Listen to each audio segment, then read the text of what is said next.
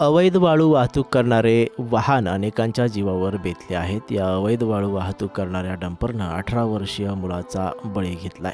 हा वाळूने भरलेला डंपर पलटी झाल्यानं दबून मुलाचा मृत्यू झाल्याची घटना परभणी तालुक्यातील अंगलगाव येथे घडली आहे.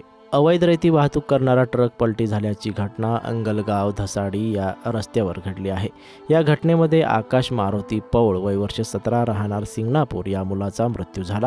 परभणी तालुक्यातील अंगलगाव येथून धसाडीकडे जात असताना चालकाचे वाहनावरील नियंत्रण सुटल्याने ट्रक पलटी झाल्याची घटना घडल्याची माहिती आहे. या ट्रकमध्ये आकाश पोले हा मुलगा ट्रकच्या कॅबिनमध्ये बसला होता. ट्रक पलटी झाल्याने त्याचा जागेवरच मृत्यू झाला. सदर घटनेनंतर ट्रक चालक घटनास्थळावरून पसार झाला आहे. घटनेची माहिती मिळताच दैठण पोलीस ठाण्याचे बीट जमादार विठ्ठल कुकडे, प्रकाश विरकर यांनी घटनास्थळी भेट देऊन पाहणी केली. महसूल विभागाकडे वारंवार तक्रार करून देखील या अवैध उत्खननाकडे दुर्लक्ष केले जात आहे. परंतु महसूल विभागाने याकडे दुर्लक्ष केल्यामुळे अवैध रेती वाहतूक सुरू आहे. याकडे प्रशासनाने लक्ष द्यावे अशी मागणी करण्यात येत आहे.